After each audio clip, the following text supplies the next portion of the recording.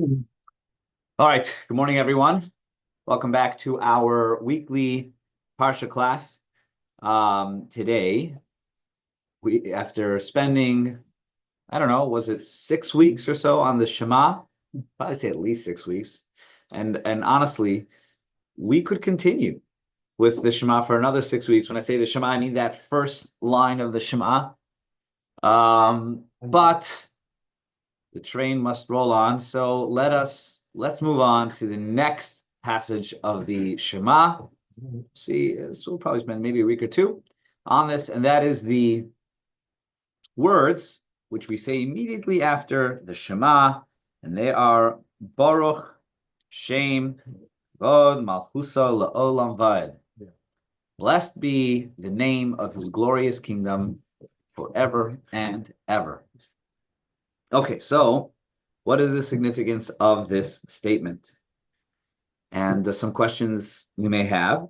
One is, why is it, and typically in the Siddur, it's in smaller letters than the other part. Not getting too caught up in the printing, but maybe there's some significance to that. Secondly, why is it that we recite this in an undertone,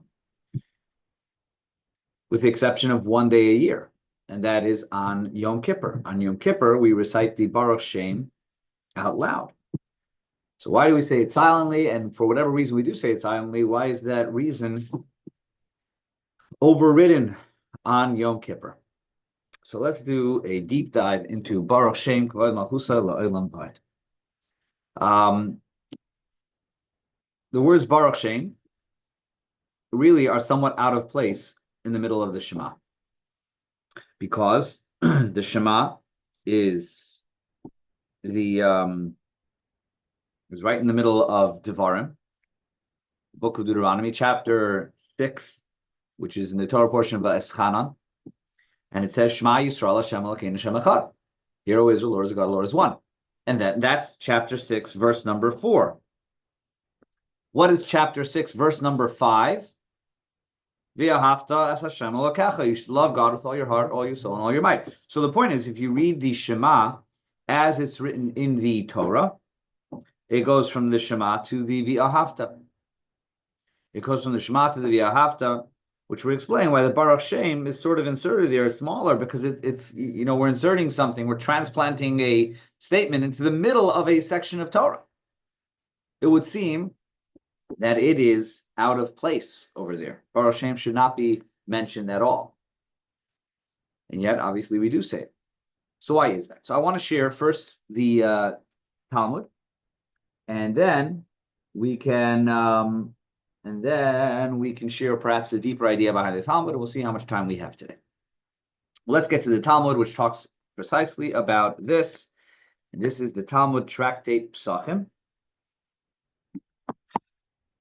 In case you want to fact check me, it's Tractate Psachim, Daf Nun Hey Amud Beis, 55b. So I'm not going to read every word because the Gemara kind of is jumping from thing to thing. I'll try to stay on the topic as it's focused on the Baruch Shem. So the Gemara over there says like this. There were 6 things that the people of Jericho, not sure what type of Jewish community there is in Jericho today. I believe it's an Arab population there. But there were 6 things. The people of Yericho, the Jewish community in Yericho, there were 6 things that they did.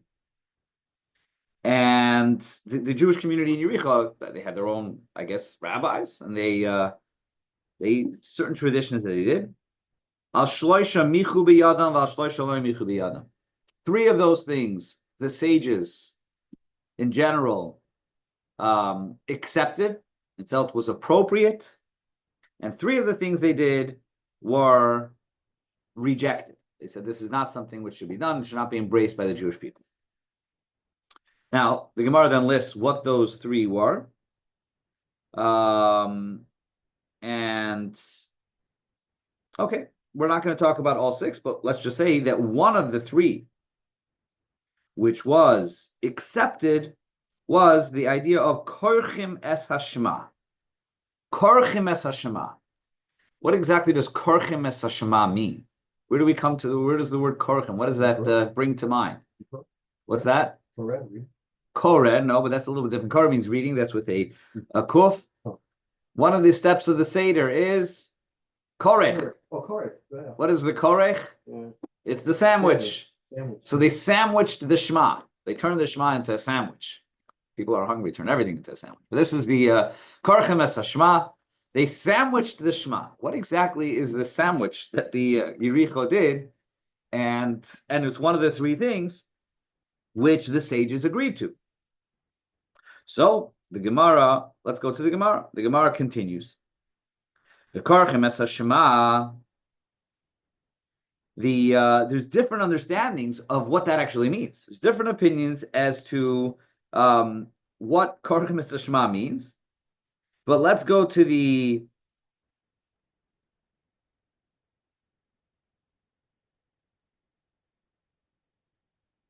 Gemara. The Gemara says over there, actually, the Gemara of Rabbi Yehuda says that they refrained from saying Baruch Shem, Kivod Malchus Olam Vayit. They did not say the Baruch Shem. The Gemara then continues, V'anan mai taima amrinanli. Why is it that we do say the Baruch Shem? And apparently, this addition to the prayers, the Baruch Shem line, which is not a verse in the Torah. When we read it, we may think it's a verse in the Torah. It's not a verse in the Torah. Baruch Shem is a again. There's no Torah source for this line. We're going Shema is a verse in the Torah.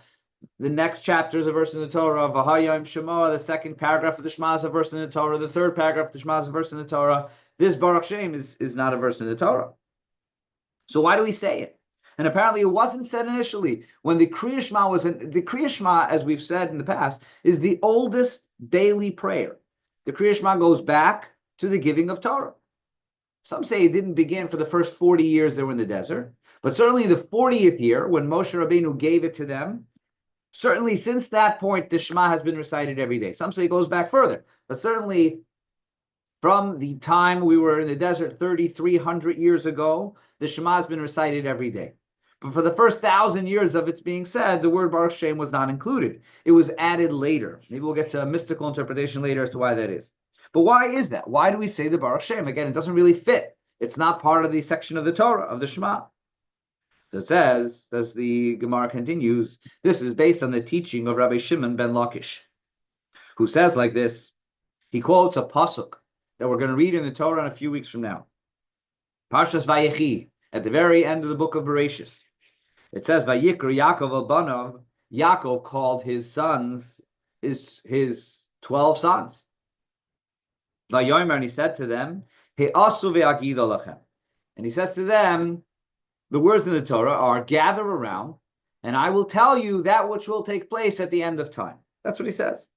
But then, what's interesting is we don't come across him telling his children what will take place at the end of time. In other words, he says, and we understand that statement to mean, I will tell you when the end of the exile will be, when Mashiach will come. And yet he doesn't say that to them. So why not? Does he plan on saying it? Does he not plan on saying it? Says the Gemara, the truth is, Bikish Yaakov legalas lebanav haketz. Yaakov wanted to share the end of days to his children. V'nistalka mimenu shchina. And what happened was the divine presence left him. In other words, the clarity and the awareness of that secret of all secrets, right? It was removed from him, and he felt the presence of God was removed from him. So he was deeply, deeply worried. Worried, that he wasn't able to share that information. More importantly, why? Why was the divine presence suddenly taken away from him? And he said, Amar, Shema, perhaps chas v'shalom yesh b'mitasi psul. Maybe there is within my family, there is a puzzle. There is one over here who is how would you translate puzzle? Illegitimate, not illegitimate in the sense of an illegitimate child, but perhaps there's one who has gone off on an inappropriate path. And maybe because there's an unholy presence in this room among my children, that's why I know God is not giving me clarity to be able to share. And he said, and there's good reason to be worried, because my grandfather Abraham had a psul, had a wayward child, right? That was Yishmael. and my father Yitzchak had a child who went off, and that was Esau. And I have 12 children here. So could it be that one of my children is gone off the proper path of connection to Hashem, and that's why Hashem is departing from me? Amru lo'ibana. His children, maybe he even said this. Maybe he said this verbally. And so therefore his children heard that. And they said the words. So they said in unison, Shema Yisrael Hashem Elokeinu Hashem Echad. We always translate Shema Yisrael Hashem Elokeinu Hashem Echad as Hear, O Israel. They were saying, Hear Yisrael, their father. They said, Shema Yisrael, hear our father Yisrael, that we, each and every one of us, believes firmly, Hashem Elokeinu Hashem Echad. Amru, and they said to their father, the Gemara continues, Kishem she'ein belibcha ela echad. Just as in your heart there is only absolute unity and oneness of Hashem, kach ein belibeinu ela echad. So too in our hearts there also is the absolute clarity and unity of Hashem. So that's where the original Shema comes from, even though the Shema, obviously, we know from the Torah from much later. But this is the first time the Shema was recited. Yaakov heard this, and obviously he was very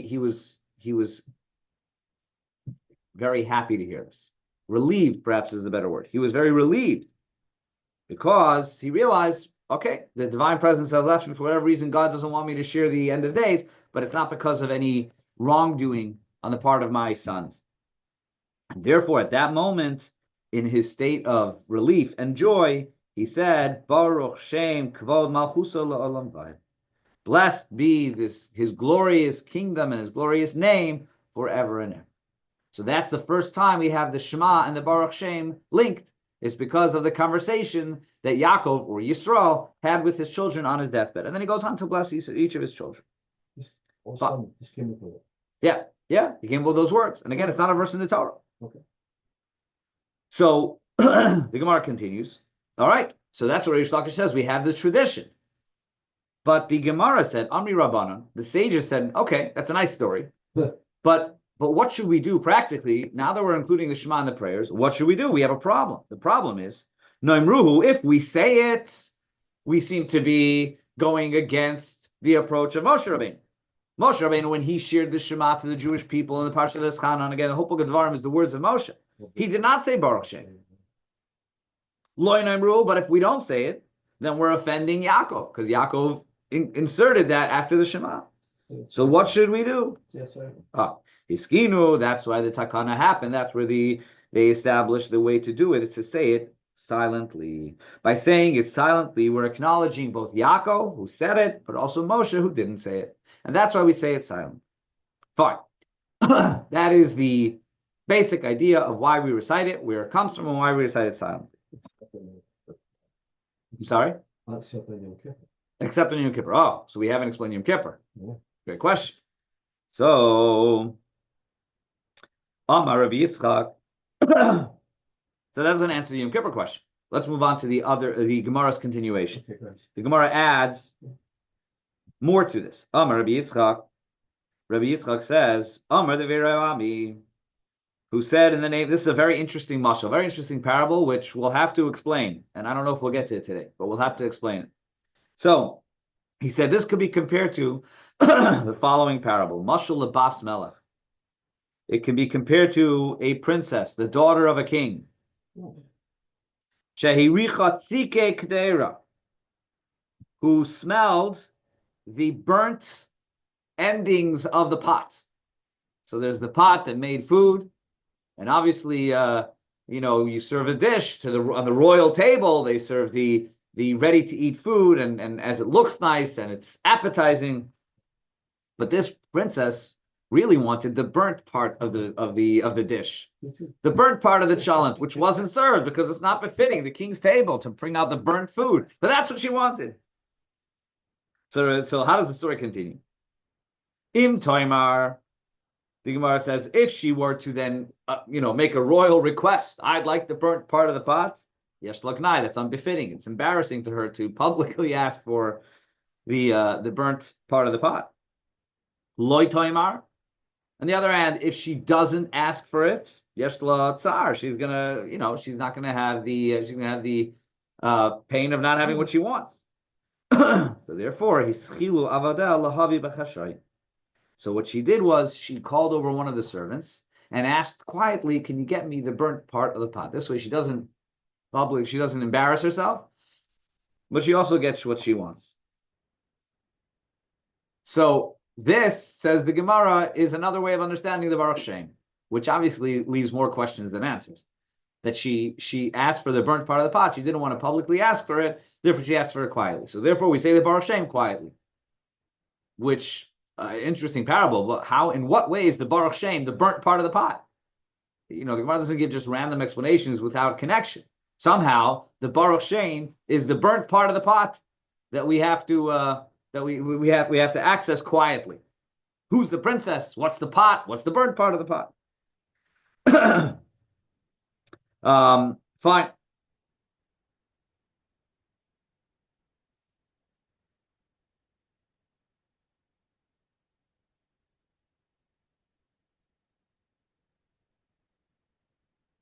So in what's interesting, we'll just continue this Gemara, and I think again we'll save it for next time to kind of answer all the questions which come up. The Gemara continues. In the yeshiva of Rabbi Abo says that at a certain point they actually instituted that it would be said on a daily basis out loud. Why? Because of heretics. In other words, when you say it quietly, and there are people out there who are looking for heretical ideas or looking for heretical accusations, so they're going to say, you said, Shema Yisrael, Shem Elokeinu, Shem Echad. You said, Hear, O Israel, Lord God's Lord is one. And then you say something quietly, maybe you're whispering some sort of take back of what you just said. As soon as someone whispers, by whispering, you're opening up a can of worms. What are you saying after you said Shema Yisrael? So you said Shema Yisrael out loud, and suddenly so you're whispering something quietly. Maybe at that point you're also embracing other gods. Maybe you're saying, well, God is one, but quietly you're saying something you don't want anybody to hear. And therefore he said, because there was a period of time in which there was many heretical ideas and people out there, and therefore they were looking for ways to challenge or to accuse the mainstream Jewish community. They said, if you're going to whisper something after making the ultimate declaration of the oneness of God, that whispering will raise all sorts of concerns and accusations. So for a period of time, they said the Baruch Shem should be recited out loud whenever it is recited, so that nobody should have any questions as to what you're saying in the undertone. Say it out loud. However, the Gemara continues, but Neharda, one of the bastions of Torah study, the Lekamin in Neharda, you didn't have these heretics, therefore they continued to say it silent, because there was no one there who we were worried about would accuse the silent whispering as heretical ideas. One last idea, and this will explain, until now, everything we've said is, all right, interesting, maybe fascinating, but we have not answered one of the basic questions, which is, why Yom Kippur we say it out loud? Again, we shared the idea of Yaakov and his sons. We shared the idea, this unique parable, which we'll explain again at some point, about the princess wanting the burnt part of the food. And we pointed out that in Harda, some places it was loud all year long, so as not to raise suspicion. But now, again, what we still haven't answered is why we do it quietly throughout the year and out loud in Yom Kippur. Again, the answer we gave so far is that the quiet Baruch Shem is a way to honor both Yaakov and Moshe Rabbeinu. Then why by Yom Kippur we no longer, by saying it out loud, we're offending Moshe, because Moshe says Moshe didn't include Baruch Shem. So how can we offend on all days to offend Moshe Rabbeinu in Yom Kippur?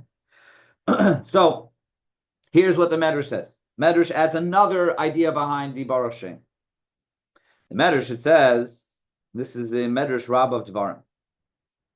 Shema Yisrael. The Medrash commenting on Shema Yisrael. So the sages said, when Moshe Rabbeinu went up to heaven, we know Moshe Rabbeinu went up to heaven several times. 3 times he went up on the mountain for 40 days each. When Moshe Rabbeinu went up on the mountain, he heard the angels speaking among themselves or praying, and one of the words he heard the angels say was, Baruch Shem Kivod Malchus Elolam Va'ed. He said he heard the angels, an angelic prayer of Baruch Shem, which explains it's not a verse in Torah. Again, Baruch Shem is not a verse in Torah, but apparently it was an angelic verse. Yisrael, he heard that. He took a mental note and brought it back down with him when he came back down the mountain and brought it to the Jewish people. Okay, he said, this is a good thing to say. The angels say it. So the Gemara, the Medrash continues, if so, why don't we say it out loud? Ravasi answers, what could these could be compared to like a person who stole Kuzmin. I don't know what Kuzmin are. I'm going to assume it's some type of jewelry. A person who stole, you'll see why I'm assuming that. A person who stole jewelry from the palace of the king, Nasnal ala Ishta, and he gave it to his wife. What did he tell her? He said, don't wear this publicly. Not a good idea to wear this jewelry publicly. But inside the house, we don't know, in the house we could control who sees it, who doesn't see it. Over here you could wear the jewelry, but outside in public, don't wear it. So too, Moshe Rabbeinu says, look, most of the Torah, or all of the Torah that I've given you, God gave me the Torah to give to you. I wasn't given this to give to you. This was something that is supposed to remain in heaven. Apparently only the angels are supposed to know of this prayer. But I hear it and I found that I'm giving it to you, but it's stolen goods. So therefore, don't wear it publicly. Don't say the Baruch Shem out loud publicly, because really it's an angelic prayer. Aval, however, b'Yom Kippur, on Yom Kippur, shehein nekiim kamalach yasharis. On Yom Kippur, where one of the very essential ideas of Yom Kippur is that we stand pure like the heavenly angels. So then we can say publicly Baruch Shem Kvod Malchus Le'olam Vayim. Because this is an angelic prayer, on Yom Kippur, we are like angels. We're like angels. We don't eat. We don't drink. Many people will wear white. No, as we remove ourselves from the physicality of this world, and therefore we are in an angelic place, and therefore we can turn to Hashem. And what this means, though, let's kind of develop this a little bit. What does it mean? On Yom Kippur, we're like angels. In other words, if it's stolen, it's stolen. So obviously, the deeper idea over here is not that it's stolen jewelry. Like we have to be able to separate from the parable that's given to the idea over here that's being conveyed. And that is that it's stolen in the sense that this is a prayer which really requires a certain angelic status to say. That's the deeper idea of this medrash. Moshe Rabbeinu heard it and passed it on to others. This is a prayer which really should only be recited by angels for whatever reason. For whatever reason, this prayer has an angelic side to it, and the human being has no business saying this prayer. The Medrash doesn't explain why. And maybe in the coming weeks, as we explore this idea further, maybe we'll appreciate it more. But the simple point over here is that it is an angelic prayer, and it doesn't belong within the human sphere. And therefore, on Yom Kippur, that's the idea, say it quietly. Because we're not angels, we're humans with human flaws, with human challenges, with human frailties. But on Yom Kippur, in which we ascend to the level of angels, so then it is rightfully ours. Then this prayer belongs to us because we are on the level of angels. In many ways, we say in Yom Kippur, a person reaches the level of a malach. In some ways, a person transcends the level of an angel. But because a person is in that state of angelic purity on Yom Kippur, therefore we have a right to say this prayer. One other answer given to this is that this answer is sufficient according to that medrash, that final medrash which said that Moshe Rabbeinu heard it when he went up to heaven. But this answer does not satisfy the previous explanation, which is that why do we say it quietly? In order to honor both Yaakov, who said it, and Moshe, who didn't say it. So then, again, on Yom Kippur, if you just follow the logic of that reasoning, on Yom Kippur, why are we comfortable offending Moshe Rabbeinu? By saying it out loud. So the answer that's given was, I'm trying to see who said this answer.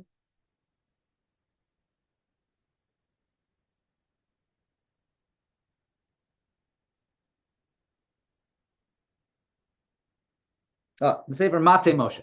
He says, Moshe Rabbeinu also knew of the Baruch Shem. After all, Yaakov said it to his sons. Why didn't he say it?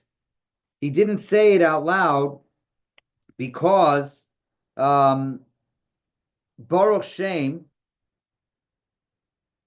is a form of testimony. And Moshe Rabbeinu, speaking to the entire Jewish people, was not certain that everyone was on board for the Baruch Shem. That's why he didn't say it. Baruch Shem as you see, Yaakov, when he heard all of his sons saying the Shema with absolute clarity, then he said, oh, Baruch Shem. So apparently, Baruch Shem is the response to the unanimous declaration of the Shema. Right? That's why Yaakov said it. His children unanimously declared Shema, so he said, oh, Baruch Shem, blessed is God's name. But you can only say that when you are certain that all those present have said the Shema with absolute intention and sincerity. Moshe Rabbeinu was standing in front of a group of millions of Jews. He can't say that. He doesn't know. Yaakov could say that because he's talking to his 12 sons, and he understood from his 12 sons that they were all genuine. But Moshe Rabbeinu couldn't say that when he said the Shema. He didn't know. He didn't know for sure that all the several million Jews in front of him had the true faith and belief in the Shema with all their sincerity. So therefore, he couldn't say Baruch Shem. However, says the Matni Moshe, on Yom Kippur, as we stand in Shul, we believe that everyone standing there says the Shema with absolute intent and absolute kavanah and absolute sincerity. And therefore, because we believe that all those present are saying it with sincerity, then we could say the Baruch Shem the way Yaakov did, because Moshe would agree to say Baruch Shem in this situation. Because as long as everyone is truly on board for the Shema Yisrael, then the Baruch Shem can and should be recited. That's why on Yom Kippur it is recited out loud. So those are two explanations as to why on Yom Kippur we recite the Baruch Shem out loud. All right. Thank you everyone for joining. God willing, we will, God willing, continue this next week. I know it's a Hanukkah, but hopefully we'll be able to do this class then as well.